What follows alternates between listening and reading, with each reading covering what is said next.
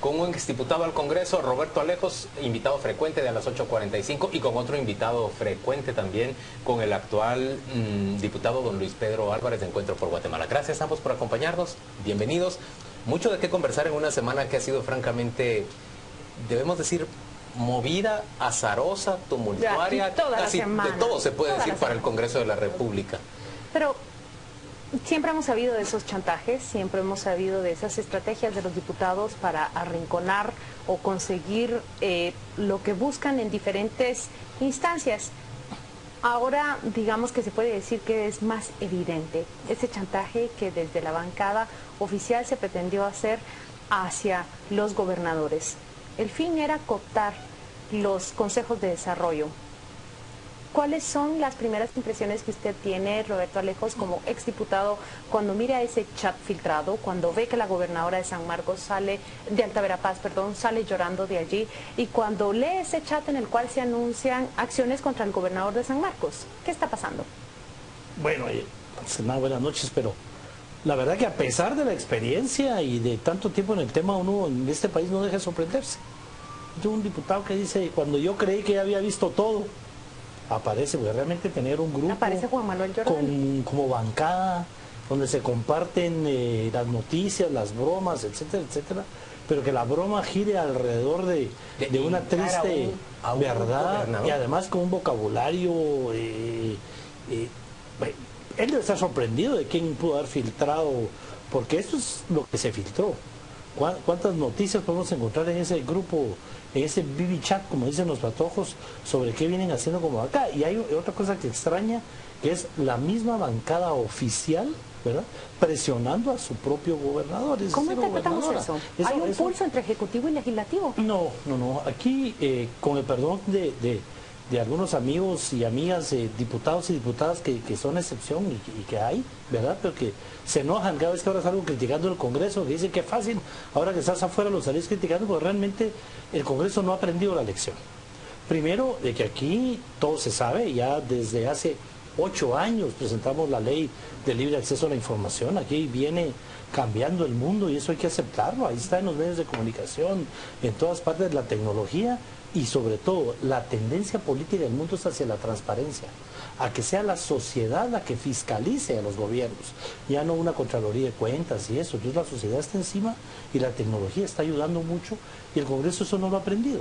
Y también las viejas prácticas políticas, va a ser el Congreso el último en aprender el tema, y eso se está reflejando ahorita.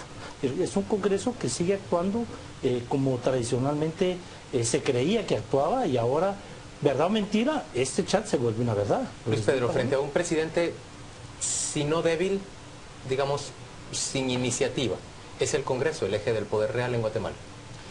Bueno, en primer lugar, muchas gracias por la invitación y quiero hacer la aclaración de que me opongo a las generalizaciones. No es el Congreso el que está actuando así, son personas con nombres y apellidos. Ustedes han mencionado los nombres y apellidos de estas personas, miembros de algunas bancadas, básicamente tránsfugas, que ya venían de 4, 5, 6 partidos atrás, que lo más probable es que han venido haciendo esto desde que ingresaron en la política.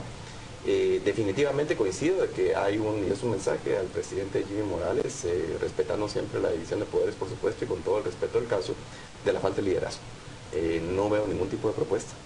Es terrible lo que pasó, las contradicciones, por ejemplo, entre su vocero y él mismo, en el tema de la presión a los completamente inaceptable a los gobernadores, que son sus gobernadores de su propia bancada.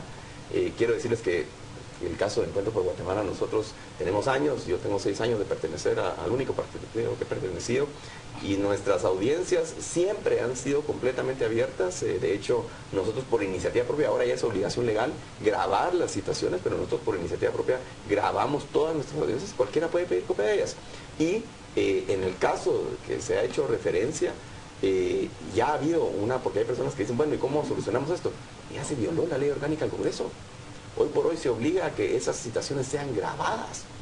Y aquí la mejor de las soluciones precisamente son los cambios institucionales y cambios que ya se dieron. La obligatoriedad de la publicidad de las reuniones, la obligatoriedad de grabar digitalmente todas estas citaciones. Eso es un cambio terrible. Pero Luis Pedro, mi pregunta era, ¿se convirtió el Congreso en el eje del poder? Y lo que estamos viendo en realidad es la aplicación de ese poder del legislativo sobre el Ejecutivo, por ejemplo, tratando a los diputados de FCN de obligar a los gobernadores a que nombren como directores adentro de los consejos departamentales de desarrollo a quienes ellos quieran para poder manejar los fondos? Mira, yo te diría, en primer lugar, creo que el legislativo siempre va a tener su participación en el poder, es uno de los 3 organismos del Estado y es lógico y está así en el diseño institucional que tenga cierto poder y obviamente la obligación de fiscalización. En el tema, dentro de una intermediación legítima y válida, obviamente el derecho de los diputados distritales de buscar, porque obviamente hay competencia entre todos los distritos por los escasos recursos de gobierno, de buscar que las obras de sus distritos se ejecuten, es algo completamente válido, pero debe hacerse transparentemente y no para beneficio propio, sino para beneficio de sus comunidades. Déjeme añadir a la pregunta de Juan Luis lo siguiente. Pasa esta semana ese veto del presidente a la disposición de enviar a prisión a aquel ministro que no llegue a una citación del Congreso. Y prácticamente el organismo legislativo vota ese veto y restablece la medida. ¿Cuál es el pulso que estamos viendo? Bueno, es que aquí, para empezar, los guatemaltecos y guatemaltecas somos reactivos, o sea, después de... Porque lo que el Congreso está haciendo es porque el gobierno patriota le prohíbe a sus ministros asistir al Congreso. Y nadie, la ley no defiende, digamos, ese derecho constitucional del que hablaba Luis Pedro, de citar legalmente a los ministros o ministras para hacer la fiscalización que corresponde. Y entonces no se da ni una cosa ni la otra, ni las sesiones secretas para presionar a los ministros, pero tampoco las sesiones públicas para poder fiscalizar. Entonces, en respuesta a eso, el Congreso saca una ley donde presiona a que se cumpla con esa obligación de asistir al Congreso como una reacción. Y el Congreso va a ser o no va a ser el eje del poder, depende del Ejecutivo. Porque aquí se abrió la puerta con lo que pasó con el ministro de Salud. Yo creo que si no aprovechan lo que el diputado Capa hizo con el ministro de Salud, le abrió la puerta y le dijo, el día de mañana cuando un diputado lo presione, denúncielo.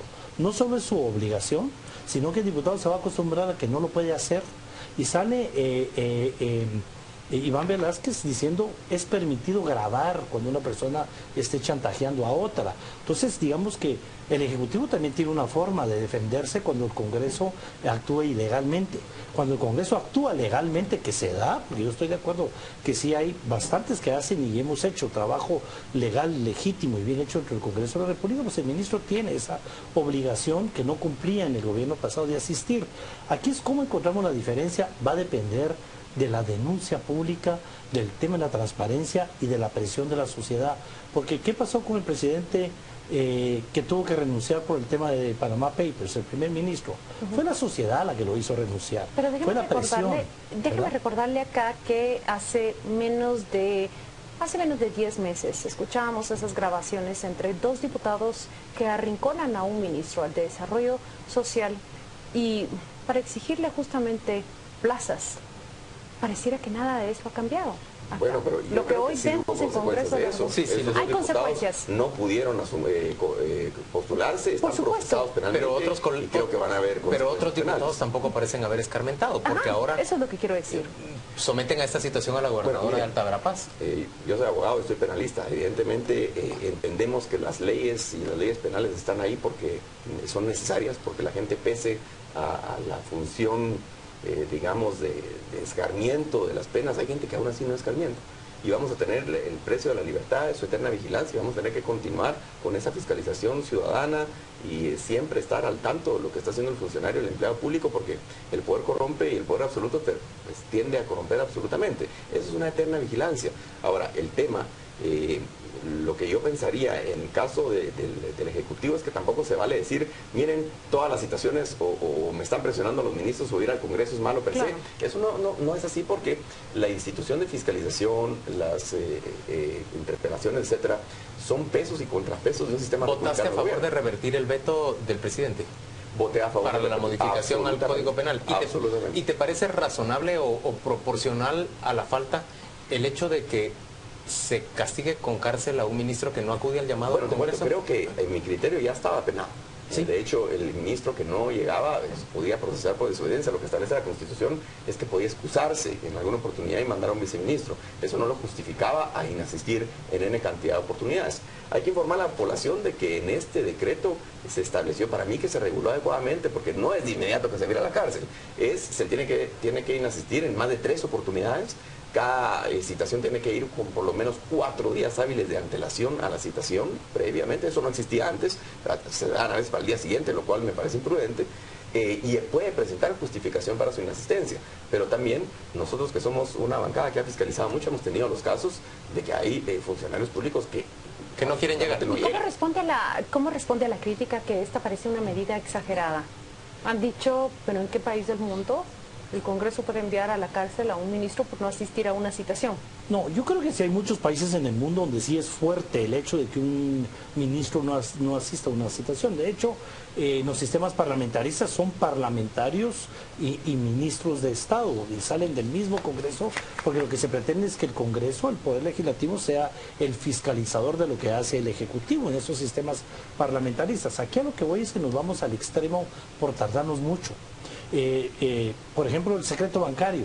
La iniciativa de ley está desde hace 8 años, otra vez, regreso. Se quedó ya en segunda lectura, se quedó en la tercera lectura en el gobierno pasado. Ahora, hasta que sale Panama Papers, ahora vamos a correr. Y así nos está pasando con la mayoría de leyes que ya venían encaminadas, de que lo hacemos ya. Cuando ya se dio la enfermedad salimos a buscar la medicina, cuando realmente deberíamos llevar un tema más ordenado en ese sentido de lo que es la reforma del Estado.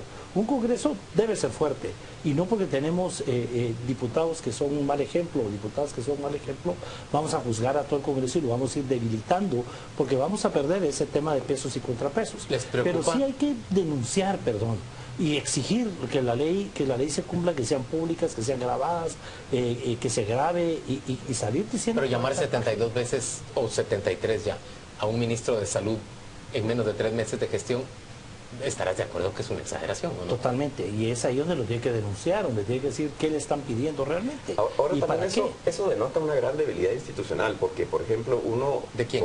¿De cuál institución? En general, de Guatemala, porque no necesariamente debería ser el ministro el que responda a todas las cosas de su cartera. Hay direcciones específicas sobre la materia, pero aquí todo es el ministro, el ministro, el ministro. Pero ¿qué es lo que pasa? Cuando tú fiscalizas y te vas hacia abajo, como cada vez que entra un gobierno, sacan a todos los directores, sacan a todos, digamos, a los mandos medios, destruyen completamente la institucionalidad. Entonces el único que medio tiene alguna idea por ese sistema personalista que tenemos, empezando por el presidente, son los ministros. Entonces es una falla institucional en general. ¿Les preocupa a ustedes que se perciba falta de liderazgo y de conducción en el país? Claro. A mí sí me preocupa enormemente, y les voy a decir una cosa. Por ejemplo, toda esta lucha en contra de la corrupción y la impunidad, que es necesaria, absolutamente necesaria en el país, y va a continuar. Y van a seguir saliendo casos de alto impacto, de altísimo impacto, estoy seguro que están por venir. Tanto a nivel de corrupción, como que están vinculados con gobierno, con iniciativa privada, etc. Como de evasión fiscal. Pero eso, así es. Pero eso no debería ser una excusa para que no tengamos también una agenda de competitividad y desarrollo, lo cual no veo en lo absoluto de parte del Ejecutivo, y es mi llamado al presidente Jimmy Morales, porque tenemos que recordar que mientras estamos haciendo todo ese proceso de depuración y reformas institucionales, tenemos que tener una agenda de competitividad, porque el país tiene que crecer. Y el año pasado se redujo la inversión extranjera un 14%, y no nos podemos dar el lujo de que eso vaya a suceder este año o el próximo año. Y veo también, por ejemplo, pese a esfuerzos importantes, resultados claros en temas de política criminal para disminuir el tema, por ejemplo, de muertes violentas, etcétera. Extorsión. Lo veo, y con grandes resultados. El delito de extorsión ha rebalsado completamente cualquier... ¿Y puede reconocer resultados o que hay una orientación de parte del Ministerio de Gobernación en ese tema? Y por ejemplo, pueden reconocer resultados en el tema de lucha contra la corrupción, pero en el tema, por ejemplo, de extorsión a niveles de clase media, clase baja, que son cientos los casos, por lo menos mi percepción, estoy hablando de un tema de percepciones, no es esa. En estos casos no hay ni denuncias. La población se extorsionada todos los días y asiste a denunciar, y entonces ya tienen amenazas de asesinato y todo. Es que yo particularmente lo he sostenido, y perdón que insista, tenemos un Estado colapsado, y todo eso se refleja en todas las áreas y en todas las acciones, y no hay, vuelvo a repetir, como dice Luis Pedro, un plan como realmente deberíamos de ponernos de acuerdo. Voy a poner ejemplo el plan el de México, algo donde la clase política, el sector privado y las organizaciones técnicas de todo, nos pongamos de acuerdo en qué país queremos. Le robaría unos segundos. ¿Y qué tenemos que hacer? Aquí no hay acuerdo. Yo no estoy diciendo... No, ni siquiera hay ganas de sentarse. El acuerdo es sostener lo que tenemos. Ahora mira, no estoy calificando si está bien o está mal las acciones que anunció, por ejemplo, el recién electo presidente de Argentina, pero al inicio él dio un buen mensaje en el sentido que tenía un par de acciones muy concretas de trascendencia, donde la gente dijo, bueno, hay una dirección, hay algunos cambios, fue bien recibido, mal recibido, yo no voy a entrar en ese detalle. Ahora, la pregunta es, con todos estos problemas que hemos estado nosotros aquí analizando, yo creo que sí es momento de un diálogo nacional. A veces está desgastado el tema de un pacto fiscal, está desgastado el tema de un gran diálogo nacional. Señores, pero sí sugirámoslo siquiera sobre un punto. Yo te oí hace unos días discutir en la radio. ¿Cómo es posible que estemos financiando con impuestos, con ingresos del país, con ingresos ordinarios, estamos financiando regímenes previsionales que están absolutamente colapsados? Terrible. ¿Cómo es posible que nosotros no estemos en ese momento previendo qué va a ocurrir a 5, 10, 20 años plazo? Que la vemos venir, o sea, no es algo que especulemos, va a pasar. Hablabas de un gobierno como el argentino que tiene una propuesta concreta, el señor Macri. Señores, volteen a ver a Ecuador. El señor Correa llegó al poder y votó todos los regímenes previsionales, incluso el del ejército y el del sindicato de petróleos, y dejó uno solo, Así es. general para todo el mundo, obligatorio. Y hoy Ecuador en ese plan está mejor. Acá ¿quién asume ese liderazgo? Un plan verdadero de gobierno.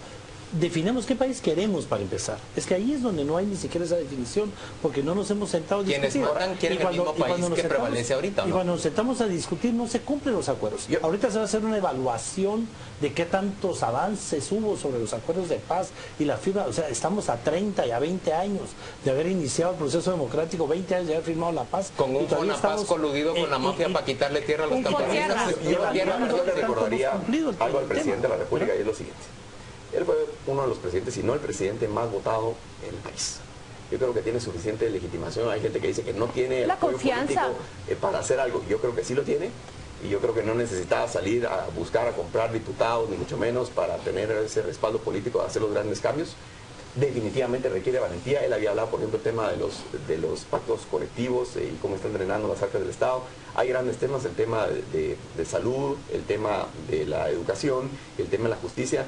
Yo estoy seguro que la población, si él sale de forma transparente, abierta, pública, a hacer anuncios importantes en una dirección correcta, el pueblo lo va a respaldar, y no necesita de temas de diputados, ni mucho menos. El Congreso, nosotros tenemos que hacer lo nuestro, pero esas decisiones, y se lo digo, señor presidente, con todo el respeto, las tiene que asumir, o toda la población vamos a tener que pagar los costos de que no lo haga. Roberto Alejos, ¿usted ve el mismo capital político que Luis Pedro ve a Jimmy Morales? Digamos que tiene algo que no tiene o que no han tenido otros presidentes, y es la forma en que fue electo, ¿verdad? Es producto de que la gente salió a la calle a protestar y a demandar un cambio. Un poco de eso. Si se tarda más, lo va a perder, ya lo empezó a perder. Yo lo que sí creo es que o los tres presidentes de los organismos del Estado se reúnen para hacer ese llamado, o cada quien en lo suyo, porque hay políticas de Estado que se pueden hacer desde el Ejecutivo sin tomar en cuenta el Legislativo, y presentarle al Legislativo la agenda que quiere, y que la cabildee abiertamente, que es lo que corresponde en cualquier país democrático. Y el Legislativo tiene por su lado su propia agenda, que ya empezó pero que está a medias. Se quedaron con la ley orgánica, se quedaron a medias con la ley electoral, hay cambios administrativos fuertes que hay que hacer ahí, pero tampoco hay una agenda legislativa donde todos los jefes de bloque se pongan de acuerdo hacia dónde vamos de acuerdo a no lo hay. Y en el organismo judicial hay tanto trabajo, ¿verdad? Que se ha hecho producto de lo que pasa en el MP y la CICIG, que realmente el resto de la Administración de Justicia sigue siendo es empujada a sus cambios. Esta misma semana vimos las mesas para organizar ya todas esas reformas en la carrera judicial, y se ve que es siempre el factor externo que nos está impulsando. Yo quisiera regresar al tema con el cual arrancamos esta conversación y preguntar, ¿qué va a pasar cuando Mario Taracena enfrente a Juan Manuel Giordano el próximo lunes? ¿Cuáles son las capacidades de acción y de sanción que se tienen ante los hechos que se han revelado? No va a pasar nada. De verdad no va a pasar nada. Bueno, yo creo que... Coach, se acabó. No, la realidad es que la propia ley orgánica del Congreso de la República, pese a que tuvo modificaciones, las sanciones, si la gente está esperando que lo desafueren, eso no va a pasar, o que no puede pasar, no está contemplado en la ley. Además, habrá que graduar realmente qué tipo de falta se cometió. Yo más creo que ahí va más por el lado de una sanción, de una tacha social en contra de estos personajes.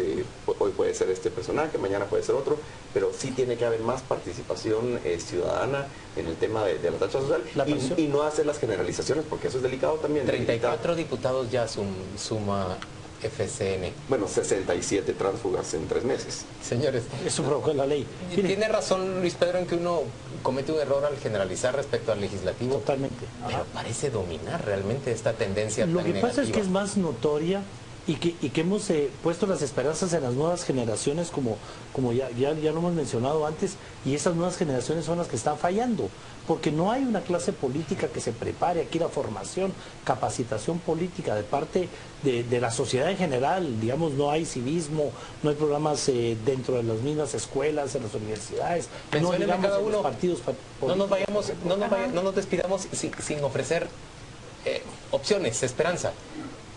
Menciónenme 3 ítems cada uno, sea un líder que les llame la atención, sea una iniciativa que les parezca apropiada, o sea una gestión que podría hacer la propia ciudadanía, que puede ser valiosa. 3 cada uno. ¿Tienen algún líder que les llame la atención? Sí, ¿Una iniciativa que crean buena? La iniciativa sería definitivamente el cambio previsional. Yo soy presidente de la Comisión de Previsión y Seguridad Social. Y A ese tema le entraríamos. Fuertemente, le vamos a entrar. Y les digo una cosa, en Chile el 25% del dinero del sistema financiero viene de los ahorros de los pensionados. Así es que eso lo tenemos que cambiar. En vez de estar en quiebra y en situaciones deplorables como están los 18 sistemas previsionales que hay en el país, estamos trabajando ya en la reforma para alinear los incentivos, para beneficiar obviamente a los pensionados y beneficiar el sistema, y que eso genere un flujo de efectivo fuerte. Eso es en la iniciativa. Un líder, en el caso mío, yo tengo una especial, de verdad, admiración por mi jefe de bloque y secretaria general del partido, Inés Montenegro. ¿Por qué no toma la voz en estos temas de trascendencia nacional? ¿Por qué no plantea una agenda nacional? Y ya estamos trabajando en ella, te cuento, Sí. aparte de algunas acciones legales que vamos a interponer la próxima semana. Y en el otro tema, hacia la ciudadanía, yo considero que tienen que involucrar en los partidos políticos. El activismo ciudadano a nivel cívico es importante, tiene que seguir, pero ojo, el mecanismo para ingresar y hacer el cambio, yo no digo ensuciarse las manos, sino arremangarse las mangas, que fue, y me voy a poner el ejemplo,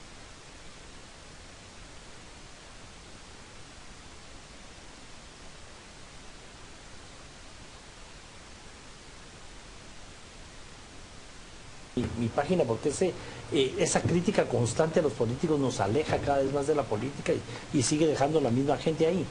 Yo le he apostado a la refundación del Estado, que tiene 3 temas. Seguir con lo que se está haciendo en materia de corrupción y transparencia, que eso es inevitable y debe continuar, el tema número 1. 2, la reforma política, que es la ley orgánica del Congreso que se quedó a medias en el tema. Estamos hablando de la ley electoral y de partidos políticos, que también se quedó contra medias. Super a medias, y la ley de servicio civil, en este caso las leyes de servicio civil, porque eso va incluyendo todos los sistemas, pactos laborales, carrera, etcétera, etcétera, etcétera, y va incluido todo lo que es ser servidor público para poder llegar a la verdadera refundación del Estado, que es la reforma constitucional. Ya hay una propuesta en Administración de Justicia, pero si no cambiamos muchos temas en la Constitución, lo que los constituyentes no nos atrevimos a hacer, y voy a poner un ejemplo que es lo que está hoy de moda y por lo que venimos aquí: los gobernadores o gobernadoras deberían de ser electos. No ha dado resultado el tema de elegir gobernadores, el nombramiento desde y el la nombramiento presidencia. de esa manera, y eso fue un tema ¿Un que no nos liderazgo que te atrevimos llame la a hacer. atención?